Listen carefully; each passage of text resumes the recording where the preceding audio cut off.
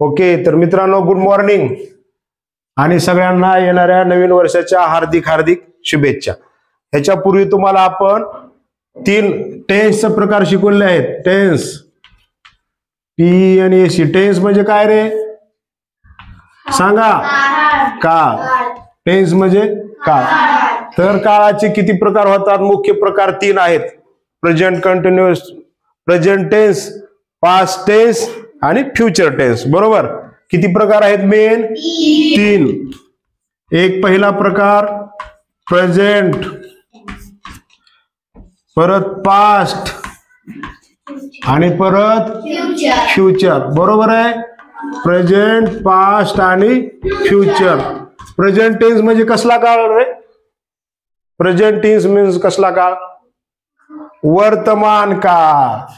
Present tense म्हणजे कुठला काळ? बरोबर। प्रेझेंट टेन्स म्हणा। प्रेझेंट टेन्स म्हणजे वर्तमान काळ। Present tense, past tense, future tense. Present tense, past tense, future tense. Present, past, future. Present, past, future. तर पास्ट टेन्स मीन्स काय? पास्ट टेन्स म्हणजे काय? फ्युचर टेन्स म्हणजे काय? भविष्यकाळ। बरोबर? Present tense, past tense, future tense. ह्याच्यापूर्वी आपण ह्याचा एक प्रकार बघितला होता। प्रेझेंट टेन्सचा एक प्रकार बघितला, पास्ट टेन्सचा एक आणि फ्युचरचा एक। तो कुठला होता बरं? कोण सांगेल? हा बरोबर आहे, बरोबर आहे, सांग। हा, simple present tense, simple past tense आणि सिंपल फ्युचर टेन्स हे 3 प्रकार आपण ह्याच्या अगोदर बघितले होते। काय म्हणता? हा तास चालू आहे। हा ठीक आहे, जा बेटा तो। तर ह्याच्या अगोदर आपण 3 प्रकार बघितले होते। पहिला simple, simple present, simple past, simple past आणि तिसरा प्रकार सिंपल फ्युचर। बरोबर? मग मला सांगा सिंपल प्रेझेंट म्हणजे काय रे? सिंपल प्रेझेंट, हा राणे बरोबर। सिंपल प्रेझेंट टेन्स म्हणजे साधा वर्तमान काळ। बरोबर आहे? सिंपल पास्ट म्हणजे काय रे? साधा भूतकाळ। बरोबर? सिंपल पास्ट म्हणजे साधा भूतकाळ। आणि सिंपल फ्युचर म्हणजे? सिंपल फ्युचर म्हणजे? सिंपल फ्युचर म्हणजे साधा भविष्यकाळ। बघा परत एकदा तुम्हाला शिकण्याची संधी मिळाली आहे। खरं म्हणजे ह्याच्यापूर्वी आपण सिंपल प्रेझेंट, सिंपल पास्ट आणि सिंपल फ्युचर 3ही घेतले होते, पण एकदा रिव्हिजन होईल म्हणून आपण घेतोय। तर आणि ह्याच्यानंतर जी तुम्हाला शिकवणार आहे मी त्याच्यामध्ये येते प्रेझेंट कंटिन्युअस, पास्ट कंटिन्युअस आणि फ्युचर कंटिन्युअस। ह्याचे काय आहेत? ह्या प्रेझेंट टेन्सचे 3 प्रकार पडतात, तसे 4 आहेत। एक सिंपल प्रेझेंट, परत प्रेझेंट कंटिन्युअस, प्रेझेंट परफेक्ट आणि प्रेझेंट परफेक्ट कंटिन्युअस असं राहते। भूतकाळचं पण तसंच, भविष्यकाळचं पण तसंच आहे। इकडे लक्ष दे, वही उघडू नको, लक्ष दे इकडं। तर सिंपल प्रेझेंट तुम्हाला शिकवलाय, सिंपल पास्ट टेन्स तुम्हाला शिकवलाय आणि सिंपल फ्युचर टेन्स शिकवलाय। सिंपल प्रेझेंट टेन्स मध्ये काय असतं रे? कोणाच्या लक्षात आहे का? क्रियापदाचं कितवं रूप असतं? सिंपल प्रेझेंट टेन्स मध्ये क्रियापदाचं कितवं रूप असतं शिकवले आपण ह्याच्या अगोदर। पहा, सब्जेक्ट जर सगळ्या वाक्यामध्ये असतो, सब्जेक्ट असतो, वर्ब असतं, व्हीआरबी वर्ब। सब्जेक्ट म्हणजे कर्ता, सब्जेक्ट म्हणजे काय? कर्ता। वर्ब म्हणजे काय आहे का लक्षात? विसरलं? वर्ब म्हणजे क्रियापद। Subject plus verb plus object. मग कोण लक्षात ठेवायचं? आणि ऑब्जेक्ट म्हणजे कर्म. इंग्लिशमध्ये आधी सब्जेक्ट असतं आणि मध्ये वर्ब येतं. मराठीमध्ये आपण वर्ब शेवटी वापरतो. मी आंबा खातो, हे खातो हे काय वर्ब आहे, क्रियापद आहे. मी पाणी पितो, पितो हे वर्ब आहे, क्रियापद आहे. मराठीमध्ये शेवटी येतं, पण इंग्लिशमध्ये दोन्हीच्या मध्ये येतं. ऑब्जेक्टच्या आणि सब्जेक्टच्या मध्ये वर्ब असतं, हे लक्षात ठेवायचं. सिंपल प्रेझेंट टेन्स मध्ये वर्बचं किती रूप असतं? पहिलं रूप असतं. बरोबर आहे. I eat a mango, I play cricket, I go to school, I write a letter, I see a picture. हे आय झालं, तिथे ही घाला तुम्ही आता. He writes a letter, he plays cricket, he goes to school. किती वाक्य होतील? वी घाला, we write a letter, we play cricket, we eat mango. हे सगळे हे सिंपल प्रेझेंट टेन्सचे वाक्य आहेत, ही की जी की साध्या वर्तमान काळाच्या ह्याच्यामध्ये क्रियापदाचं पहिलं रूप असतं. त्याच्यात तुम्हाला सिंपल पास्ट शिकवला होता. सिंपल पास्ट मध्ये काय चेंज होतं रे? सब्जेक्ट असतंच, वर्ब असतंच आणि ऑब्जेक्ट पण असतं. फरक काय पडतो बरं? सिंपल प्रेझेंट मध्ये आणि सिंपल पास्ट मध्ये फरक कशाचा आहे? एवढी एकच गोष्ट सांगा. म्हणजे चालू आणि भूतकाळ म्हणजे होऊन गेले. ती बरोबर आहे. सिंपल प्रेझेंट म्हणजे सध्या चालू आहे, मी आंबा खातो, खायची क्रिया चालू आहे. आणि सिंपल पास्ट म्हणजे मी आंबा खाल्ला. तुझी सांगत होती, फक्त तिथं खातो राहते आणि इथं खाल्ला राहते. पण वर्ब मध्ये मग चेंज काय झालं? इंग्लिश मध्ये काय सांगणार तुम्ही? तू बरोबर सांगितली की साधा वर्तमान काळ सध्या चालू आहे, मी आंबा खातो, मी गावाला जातो, I eat a mango, I goes to school, जी काय असेल ते. पण सिंपल पास्ट मध्ये ह्याचं काय झालं? इथं वर्ब पहिलं होतं, तुम्हाला सगळं शिकवलेलं आहे, म्हणून मी विचारतोय. ह्याचा अर्थ असा नाही की शिकवलं नाही, शिकवलंय, तुम्ही विसरला. इथं वर्ब पहिलं रूप होतं, इथं वर्बचं किती रूप आलं? चिठ्ठी. दुसरं रूप कोण सांगायचं? क्रियापदाची रूप पण तुम्हाला लिहून दिलेत आपण. ही गो. दुसरं रूप काय होईल याचं? वेंट. तिसरं रूप काय? गॉन. आणि चौथं रूप गोईंग. क्रियापदाला आयएनजी प्रत्यय लावला की चौथं रूप तयार होतं त्याचं, गोईंग. लक्षात आलं का? पहिलं रूप समजा ईट आहे, ईट, ईट म्हणजे खाणे. दुसरं रूप ऍट, लिहून दिलंय. तिसरं इटन, विसरलो हे ना, ईट, ऍट, इटन. चौथं रूप इटिंग होते.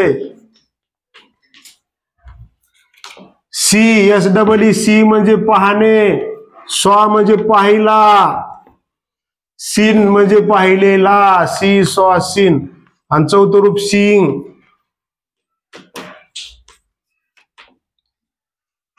त्याच्यात तसं राईटचं पहिलं रूप राईट, दुसरं रूप रोट. आणि स्कॉलरशिपला पण हे टेन्स आहे. स्कॉलरशिपला सिंपल प्रेझेंट टेन्स आहे, सिंपल पास्ट टेन्स आहे, फ्युचर टेन्स आहे स्कॉलरशिपला, म्हणून पाचवीला इकडे घेतलो आम्ही आज. राईट, रोट, रिटन, WRITTEN. आणि चौथं रूप होईल रायटिंग, WRITING, रायटिंग.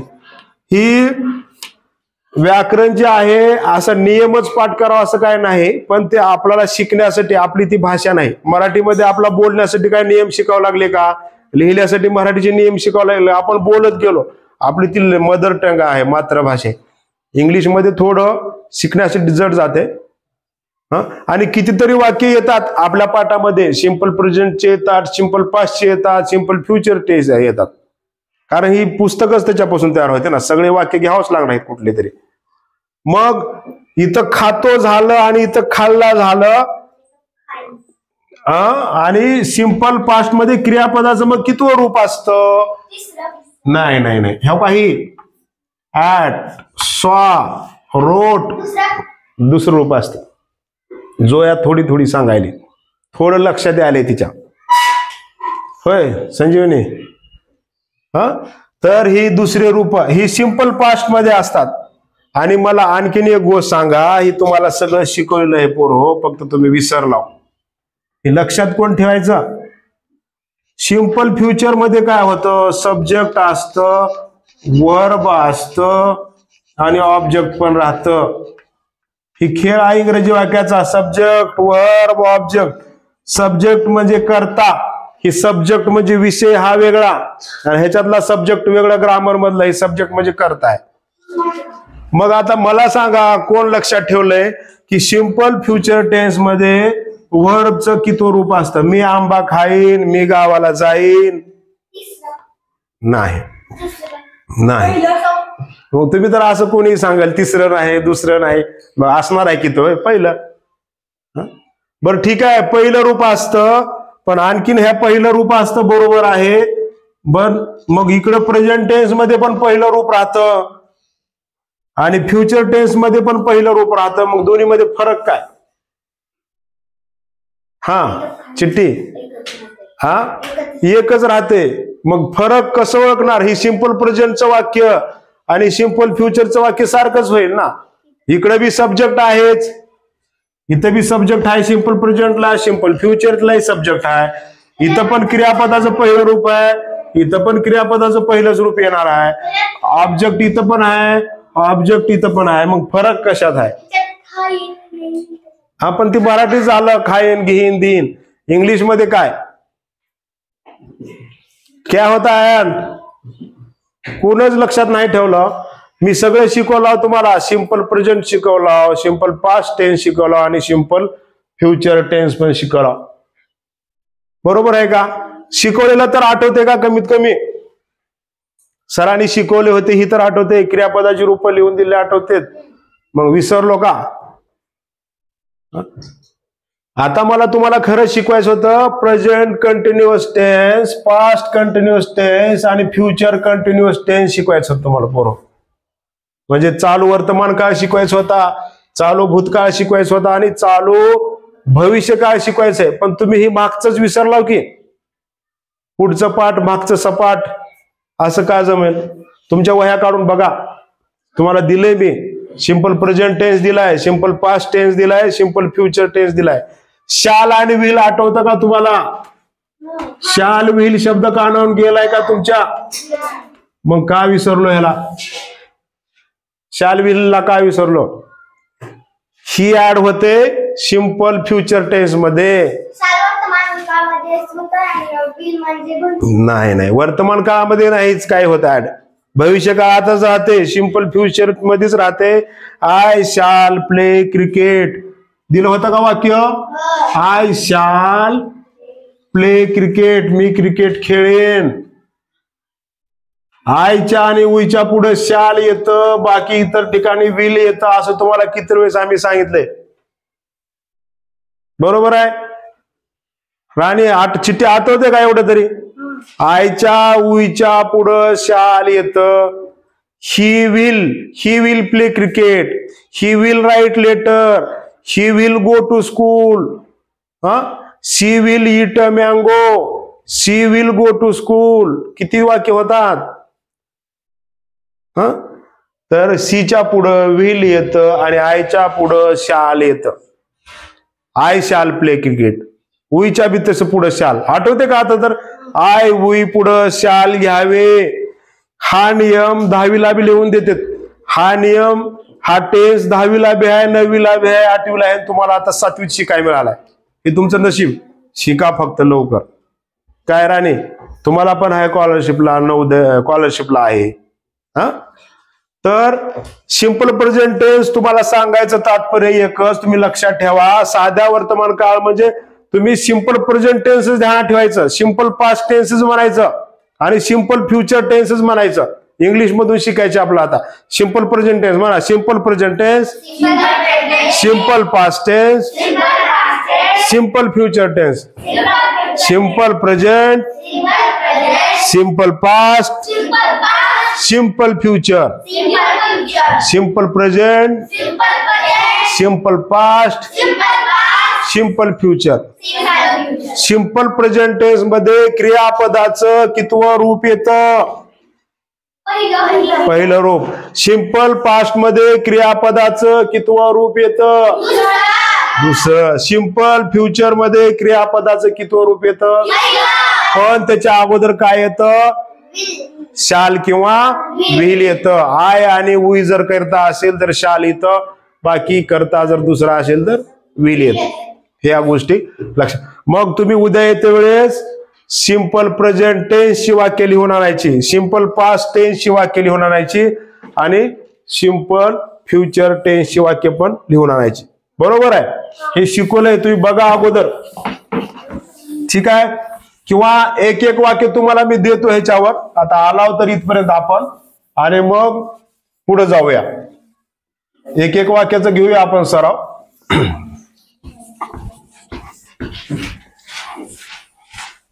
कोण सांगेल एखादं वाक्य सिंपल प्रेझेंट टेन्स? आतापर्यंत मी जेवढी वाक्य घेतलो त्याच्यामधलं एक वाक्य सांगा कोणी पण. सिंपल प्रेझेंट टेन्स वाक्य सांगाय. सिंपल प्रेझेंट टेन्स च एकच वाक्य सांगा, कोणीही सांगा.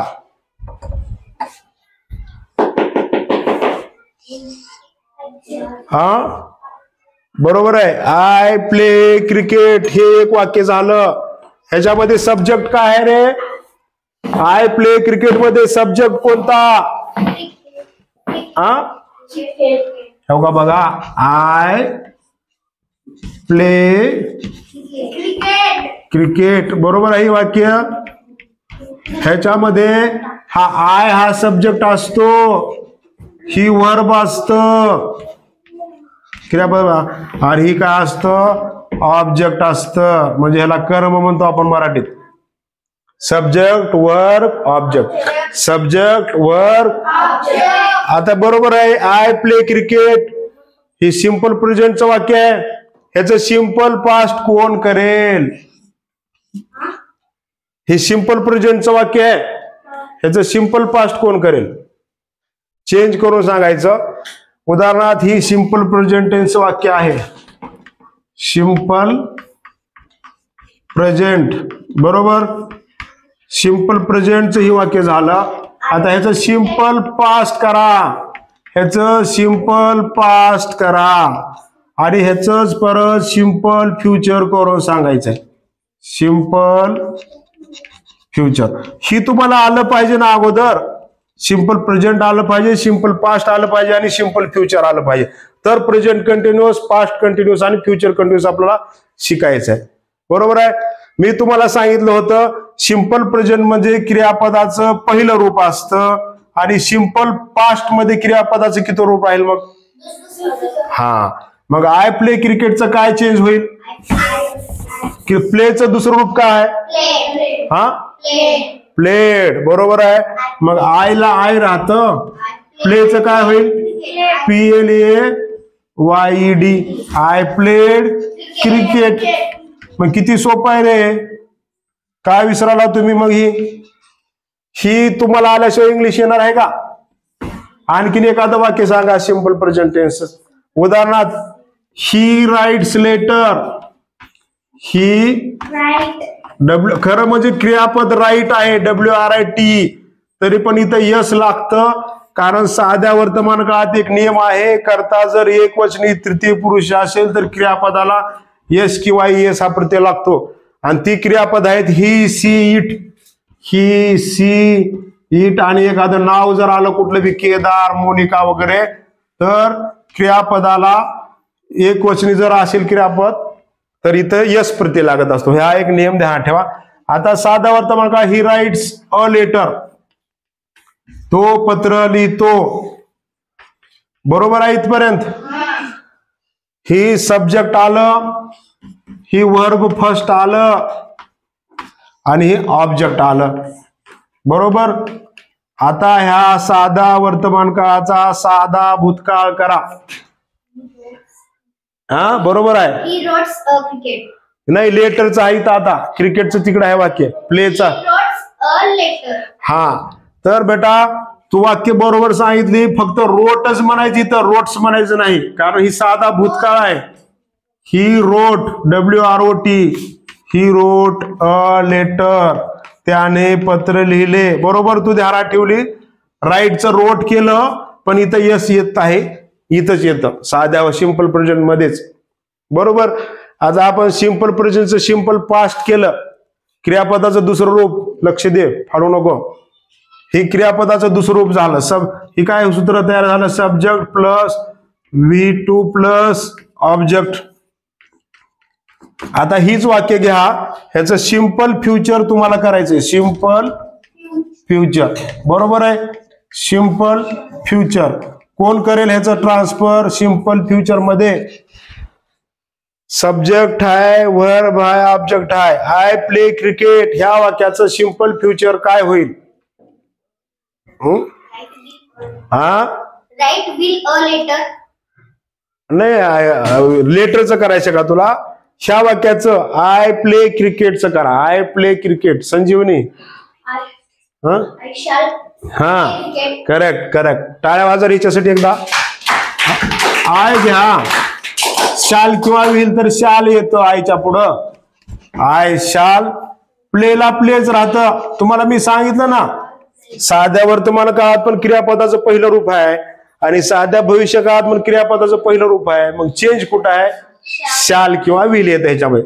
जर वाक्यामध्ये शाल किंवा विल असेल तर लक्षात ठेवायचं ही भविष्य काळाचं वाक्य आहे. हा, आणि जर शाल किंवा विल आणि क्रियापदाचं पहिलं रूप असेल तर साधा भविष्यकाळ. आय शाल प्ले क्रिकेट. बरोबर आहे. सूत्र काय तयार होतं? सब्जेक्ट प्लस शाल अथवा विल येतं.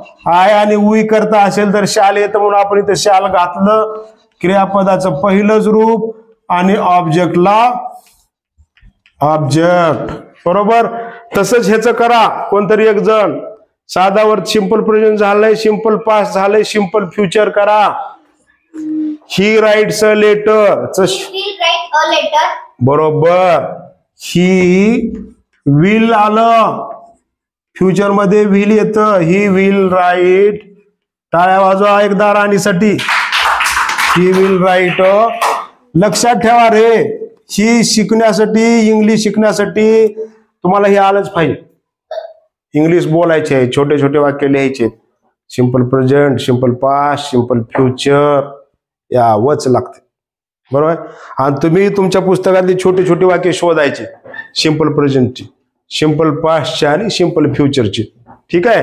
ह्याच्यामध्ये सब्जेक्ट राहतं, शाल किंवा विल राहतं आणि क्रियापदाचं पहिलं रूप राहतं, वर्ब फर्स्ट आणि ऑब्जेक्ट राहतं.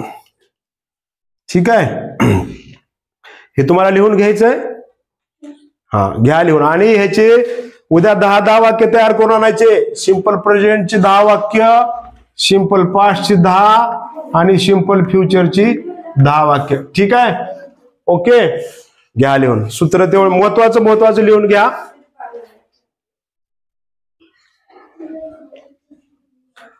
थँक्यू. महत्वाचं लिहून घ्या.